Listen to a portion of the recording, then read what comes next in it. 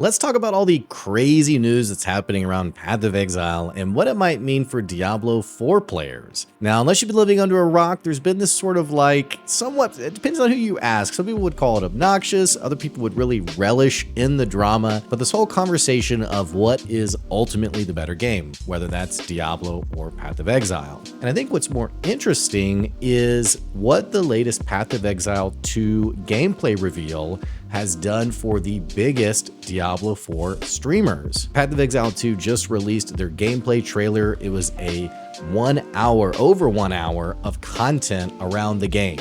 Meanwhile, Diablo 4 has just released its latest expansion, Vessel of Hatred, that brought a new class, the 6th class, the Spiritborn. Let's look at some of the reactions from this. The live stream started with a 10% damage buff to a barbarian passive. That was like the intro to the Season 7 campfire chat. Saying that, I have the same reaction every time, which is like, objectively, I like the changes that are being made because they're steps in the right direction, is the meme that people always use. But the marketing decision that is made to drive hype around the seasons almost always are a presentation. It's a PowerPoint presentation that goes on for an hour, and each slide shows like a 10% buff to a skill that probably was nerfed before and then buffed again and then nerfed before. It's always tinkering with the numbers. Much of the seasonal content for Diablo 4 is also just more numbers, bigger numbers, more damage. The latest, for example, are these witch powers that give you certain bonuses, bonuses to your crit, cooldown reduction, move speed. It's basically, hey, your numbers are increasing. But the problem with these things is they don't actually make for compelling gameplay changes. There's very little happening that makes the game truly interesting and fun in the way of being creative and seeing what you can actually do in the game. An example of a Diablo 4 upgrade is 30% damage. You get this legendary power, it gives you 30% more damage. An example of a Path of Exile buff is now you shoot 2 extra projectiles. Diablo 4 is all about pure numbers. Getting this upgrade is going to make you have higher numbers. It's all of the witch powers for Season 7. It is essentially the borrowed powered system for each season of Diablo 4 that unfortunately doesn't make for very compelling gameplay. So actually looking at the Path of Exile skill tree here, which by the way, does come across as very intimidating. I have talked to friends who opened up the game and were like, I'm done, I'm not doing it.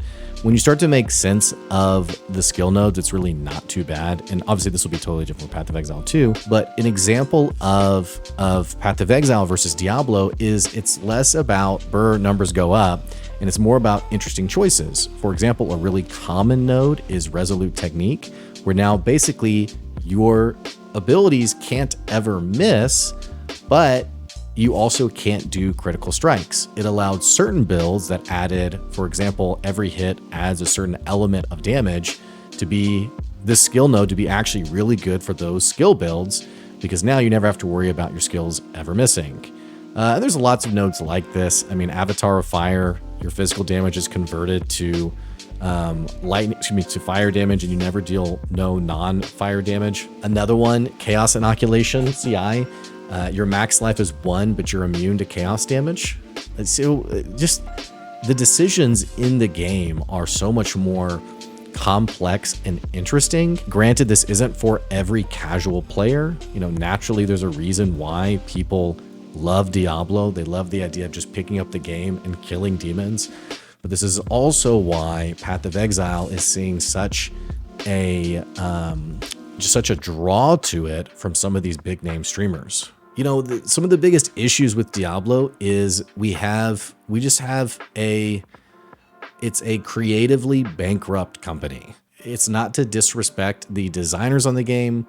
It's not to, I don't think anyone needs to get fired or anything. It's just that unfortunately the game is very safe. Diablo is a very safe game, and that is because you have people who work for a corporation who answers to shareholders. who, have to increase their stock value year after year. And so they instead go with tried and true ways that increase engagement rather than thinking about what actually makes a game fun and exciting and enjoyable. And we get two very different games. All that to say, if you're an ARPG player and you're thinking about which one should I play, probably both. You're probably going to have fun playing both of them. They both scratch a different itch. Though for me, as someone who likes complex systems, who likes a little bit deeper of a gameplay system and a bit more of like a compelling bosses, choices, decisions to make, I'm definitely leaning towards Path of Exile. At the end of the day, this kind of stuff is good for Diablo in that competition breeds innovation. Hopefully, the kinds of things we're seeing in the game will motivate Blizzard to improve their game, and comparatively will continue to push GGG to iterate and improve their game as well.